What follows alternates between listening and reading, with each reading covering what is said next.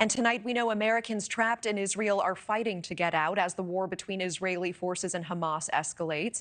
The State Department is organizing charter planes and even ships to get Americans out of the war zone. The first flights bringing Americans back from Israel via Athens set to touch down at JFK tomorrow. That is tomorrow in the morning. For many Americans caught in the conflict, charters from Delta and United are the safest way to get stateside after airlines pause direct flights in and out of Israel. Jorge Ventura has more on this push to bring Americans home tonight. Jorge.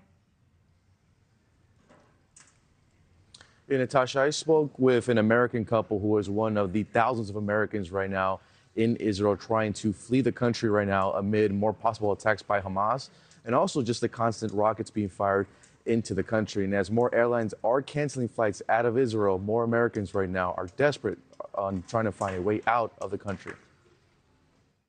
Dr. Nehemia Gordon and his wife were one of the thousands of Americans stuck in Israel after the brutal attacks by Hamas on October 7th, killing and kidnapping innocent Israeli civilians.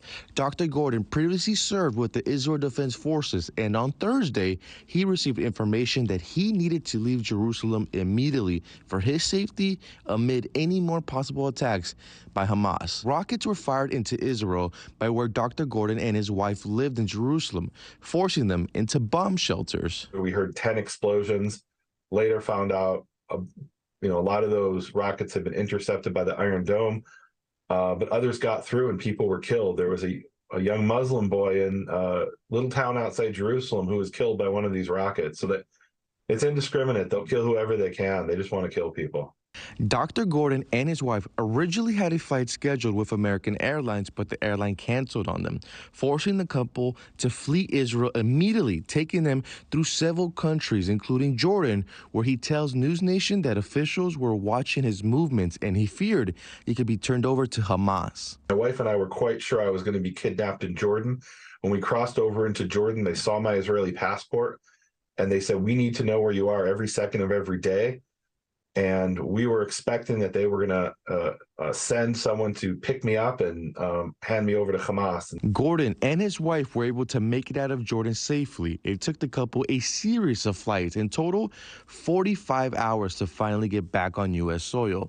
Despite being back home, Dr. Gordon says he can't relax because so many of his relatives are still in Israel, and many people close to the couple either know someone that were killed or kidnapped. Some of his family members are now on the front lines of the war to defend Israel. I had a dear friend call up, tell me her son is on the front line and his friends are being killed left and right, and they don't have some of the equipment they need.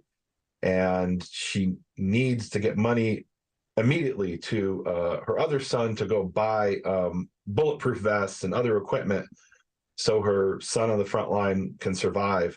Despite being back in America, he doesn't feel safe because of a possible attack from Hamas on the Jewish community on U.S. soil. I have 3 menorahs. That's the ancient symbol of Judaism out in front of my house. I called up my son and I said, take those in. Before I got back from Israel to the U.S., I said, take those out of the windows. I'm expecting an attack here in the U.S. Hamas has openly called for attacks against Jews all over the world. And in speaking with Dr. Gordon, he says that there are still thousands of Americans in Israel trying to flee the country as the situation remains unclear at the moment. Natasha. Okay, Jorge Ventura with that live report tonight. Thank you so much. Thank you for watching. Go to newsnationnow.com to find NewsNation on your television provider. And don't forget to click the red subscribe button below to get more of NewsNation's fact-driven, unbiased coverage.